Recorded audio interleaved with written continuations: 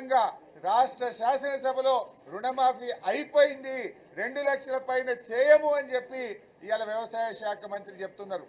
ఎట్టి పరిస్థితుల్లో ఈ ప్రభుత్వాన్ని వదిలిపెట్టము. 2 లక్షల పైన ఉన్న వాళ్లకు మీరు చెప్పిన మాట ప్రకారంగా ఈ రాష్ట్రంలో ప్రతి రైతుకు రుణమాఫీ అయ్యేదాకా బీఆర్ఎస్ పార్టీ ఈ కాంగ్రెస్ ప్రభుత్వాన్ని, రేవంత్ రెడ్డిని నిలదీస్తూనే ఉంటుంది, ప్రశ్నిస్తూనే ఉంటుంది. నేను రాష్ట్రంలో రైతాంగానికి కూడా మనవి చేస్తా ఉన్నా. రైతు సోదరులారా, ఎక్కడికక్కడ కాంగ్రెస్ పార్టీ నాయకులను, ఎమ్మెల్యేలను, మంత్రులను ఈ రేవంత్ రెడ్డి గారిని నిలదీస్తూనే ఉండండి, ప్రశ్నించండి. ఆ రోజు ఏం చెప్పారు, అసెంబ్లీలో ఏం చెప్పారు, దేవుళ్ళ మీద ఒట్లు పెట్టి ఏం చెప్పారు, ఇలా రుణమాఫీ అయిపోయిందని చెప్పి చేతులెత్తితే ఈ కాంగ్రెస్ ప్రభుత్వాన్ని వదిలిపెట్టే ప్రశ్న లేదు. రాష్ట్ర వ్యాప్తంగా బీఆర్ఎస్ కార్యకర్తలు, రైతు సోదరులు అందరూ కూడా ఎక్కడికక్కడ ఈ కాంగ్రెస్ పార్టీ ప్రభుత్వాన్ని నిలదీయాలని చెప్పి మేము కోరుతా ఉన్నాం. మేము కూడా ఎట్టి పరిస్థితుల్లో ఈ ప్రభుత్వాన్ని వదలం. రేపు అసెంబ్లీలోనైనా బయట అయినా ఎక్కడికక్కడ నిలదీస్తూనే ఉంటాం. ఒక్కసారి రేవంత్ రెడ్డి గారు మాట్లాడిన వీడియో కూడా నేను మీకు ఈ సందర్భంగా చూపించదచ్చు.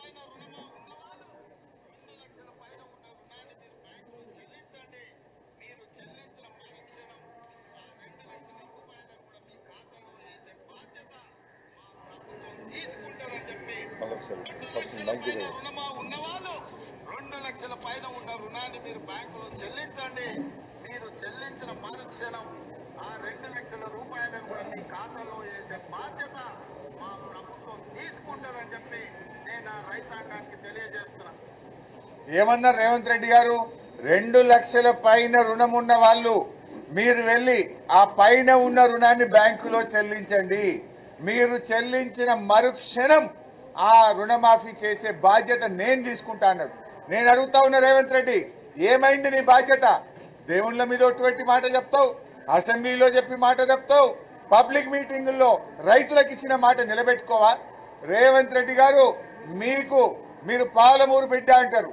పాలమూరు బిడ్డవైతే, నీకు పౌరుషం ఉంటే, నిజాయితీ ఉంటే, మాట మీద నిలబడే వ్యక్తివైతే నువ్వు వెంటనే నీ మంత్రి గారి అసెంబ్లీలో రుణమాఫీ అయిపోయింది అన్నాడు, దాన్ని ఖండించు. ఇచ్చిన మాట ప్రకారంగా నువ్వు 2 లక్షల పైన ఉన్న వాళ్లకు, 2 లక్షల లోపల ఉన్న వాళ్లకు అసెంబ్లీలో బడ్జెట్ లో చెప్పిన దాని ప్రకారంగా 31,000 కోట్లు రుణమాఫీ చేయాలి అని నేను రేవంత్ రెడ్డి డిమాండ్ చేస్తున్నా.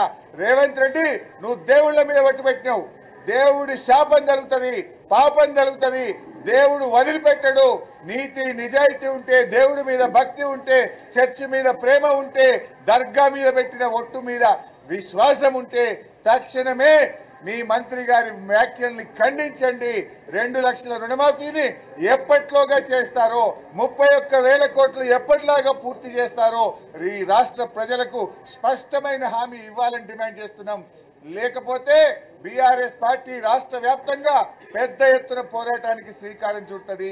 రైతులు మిమ్మల్ని ఎక్కడికక్కడ నిలదీస్తూనే ఉంటారు, ప్రశ్నిస్తూనే ఉంటారు తప్ప మిమ్మల్ని వదిలిపెట్టం. రేపు అసెంబ్లీలోనైనా ప్రజాక్షేత్రంలోనైనా రైతాంగానికి పూర్తి రుణమాఫీ అయ్యేదాకా కూడా బీఆర్ఎస్ పార్టీ రైతులకు అండదండగా ఉంటుంది, రైతుల పక్షాన పోరాడుతుంది, రైతులకు న్యాయం జరిగేదాకా కూడా ఈ ప్రభుత్వాన్ని నిలదీస్తూనే ఉంటుంది.